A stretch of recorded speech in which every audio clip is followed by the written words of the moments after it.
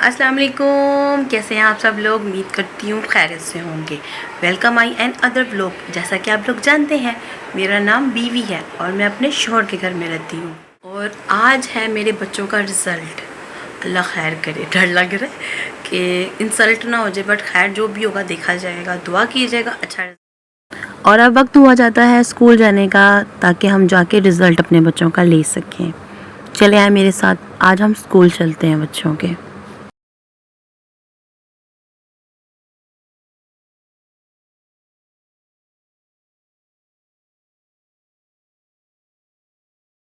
ये मेरे बच्चों के स्कूल के रास्ते में एक लड़का है। अल्लाह पाक इसको शिफा दे और उसको देख के शुक्र अदा करना चाहिए। अल्लाह पाक ने हमें ज़िंदगी तंदुरुस्ती अता की है। अल्हम्दुलिल्लाह, अल्लाह का शुक्र है। अल्लाह पाक इसको भी सेहत दे, आमीन।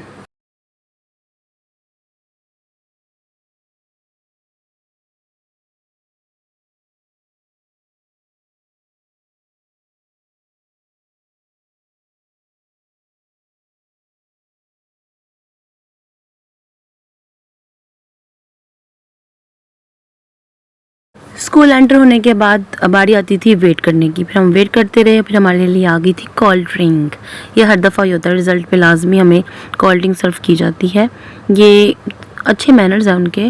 उनके स्कूल वाले भी बहुत अच्छे हैं। And now time for the result. अल्हम्दुलिल्लाह, मोहम्मद साद का रिज़ल्ट अच्छा था, इतना बुरा नहीं था, बट मुझे उम्मीद थी कि इससे ज़्यादा अच्छा आएगा। बट जिस जैसे उसके पेपर्स थे, जैसे उसकी तैयारी थी, अच्छा था रिज़ल्ट, अल्लाह का शुक्र है। और फिर बारी आती थी उम्मे बाकर रिज़ल्ट की, तो वहाँ पे बहुत रश था, पेरेंट्स बहुत आए हुए थे और मैं वेटिंग पे थी। और जब मेरा वेट ख़त्म हुआ और रिज़ल्ट देख के तो थोड़ा सा दुख हुआ, बट कोई नहीं। टीचर्स ने कहा पहले से बेहतर है, फ़ेल नहीं है, अल्लाह का शुक्र। और यहाँ पे इन्होंने बहुत अच्छी सजावट की हुई थी। और फिर हम स्कूल से वापसी के लिए रवाना हो गए टीचर से मिलने के बाद। और टीचर सभी अच्छी हैं, सभी बहुत कोऑपरेटिव हैं। एक टीचर तो मेरी फेवरेट है ना, मोस्ट फेवरेट है। और जब से हमने अपने बच्चों को स्कूल वहाँ पे एडमिट किया ना, बहुत कोऑपरेटिव है हमारे साथ।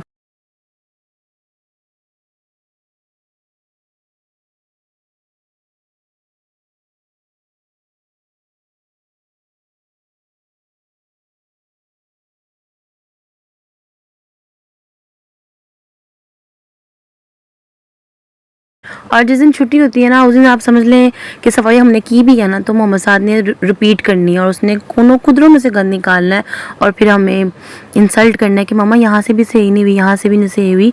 ये बस उसके मूड की बात होती है। अगर उसका मूड है तो वो कर लेगा, अगर उसका मूड नहीं है ना तो वो हिल के पानी भी नहीं पीता है। इतने नवाब साहब हैं हम। और जब मूड है सफाई करने का तो बस जो मर्ज़ी करवा लो।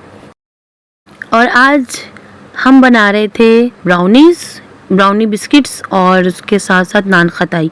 इसकी रेसिपी भाभी की है और ये मुझे बता रही थी कि तुमने क्या क्या ऐड करना है, और मैं उनकी वीडियो बना रही थी। उन्होंने अपने बिस्किट्स बनाए थे, मैंने अपने बिस्किट्स बनाए थे। यहाँ पे ये ग्राइंड की हुई चीनी है और उसके अंदर हमने घी ऐड किया। उसके बाद हमने इसको इतना विस्क करना है कि ये एक ना फोम की शक्ल में आ जाए। 1 कप चीनी थी और मेरे ख्याल से आधा कप घी था। उसको अच्छी तरह से हमने विस्क के साथ ना विस्क कर लिया था अच्छी तरह से कि वो फॉर्म की शक्ल में आ जाए। उसके बाद हमने अलग से एक परात ली थी, उसके अंदर हमने सूजी, क्योंकि हर चीज़ छाननी चाहिए, क्योंकि सुंडियाँ सुसरियाँ हर एक में होती हैं। एक से 1.5 चम्मच सूजी थी। फिर बेसन डाला था, बेसन मेरे ख्याल से 1 कप ही बेसन था, उसको छान लिया। फिर हमने उसमें आधा चम्मच बेकिंग पाउडर का डाल दिया था। फिर उसको अच्छी तरह से छान लिया था कि सफाई निफ्स ईमान है और घर की चीज़ें हो तो साफ तो नहीं होनी चाहिए।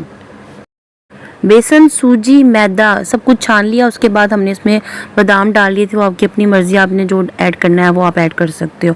फिर जो हमने उसमें चीनी वाला मिक्सचर बनाया था ना, उसमें हमने ये सारा ड्राई जो भी सामान है ना, इसमें ऐड कर देना है।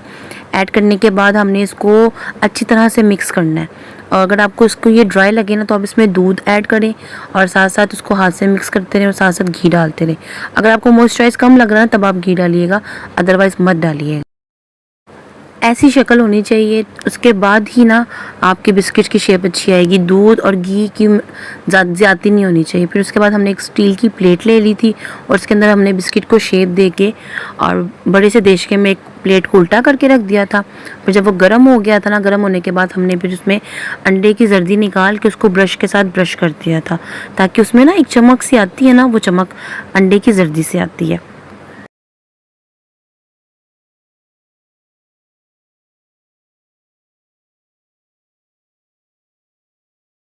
इसी तरह से हर एक बिस्किट के ऊपर जो नान खताई जो भी है इसके ऊपर अंडे की कोटिंग होनी चाहिए, ताकि आपके जो सारे बिस्किट है ना वो शाइनिंग और खूबसूरत लगे। अब वो जब डिश का गर्म हो गया था ना, फिर हमने उसको सूट दिया था इसके अंदर, क्योंकि हाथ अब आपका जल सकता। फिर बारी आती है ब्राउन बिस्किट बनाने की। ब्राउन बिस्किट बनाने के लिए इसमें कोको पाउडर था, मैदा था, ग्रेट की हुई चीनी थी और आटा था और सूजी थी। इसमें बेसन नहीं डलता, बेसन की जगह इसमें डलता है आटा। अब हस्बे ज़रूरत आपने इसमें दूध ऐड करना है और फिर उसके बाद इसकी ऐसी शक्ल होगी तो फिर आपने इसको थोड़ी देर के लिए रेस्ट के लिए छोड़ देना है। और यहाँ पे हमारे नान खताई बिस्किट तैयार थे। ये तकरीबन 5 से 7 मिनट में ना तैयार हो गए थे और साथ साथ हम इसको डब्बे में डालते जा रहे थे, क्योंकि ये ना नरम थे। अगर जब इसको हवा लगी थी ना तो ये आहिस्ता आहिस्ता सख्त होने लग गए थे। टेंटेरे, यहाँ पे हमारे सारे बिस्किट तैयार थे, नान खताई वाले भी और ब्राउन वाले भी, और मेरे ख्याल से 2 किलो से ज़्यादा बने थे। और यहाँ बारी आती है बच्चों को ट्रीट देने की, उनके पास होने की खुशी में। शुक्र है फेल नहीं हुए थे, पास हुए थे। बस इतने अच्छे भी नहीं, इतने बुरे मार्क्स भी नहीं आए। अल्हम्दुलिल्लाह कोई पेपर में मेरी बेटी फेल नहीं हुई, जो मुझे डाउट था। टीचर भी कह रही थी, बट शुक्र अल्लाह का वो पास हो गए हुए थे। और मोहम्मद साहब से वादा था कि उसको आज आइसक्रीम खिलाई जाएगी। और यहाँ पर हम लोग लीटर का पैक ढूंढ रहे थे कि हमने सबको खिलानी, बट हमें नहीं मिल रही थी। कोई लीटर से ज़्यादा थी और कोई लीटर से कम थी। कभी कोई डिसाइड हो रहा था, कभी कोई डिसाइड हो रहा था, कभी कह रहे थे ये ले लो, लेकिन ये कप सबको पूरा नहीं आना था और वो वाला बहुत महंगा था। तो हम लोगों ने कहा चलो फ़िलहाल बच्चों के लिए ले जाते हैं, बाकी फिर देख लेंगे।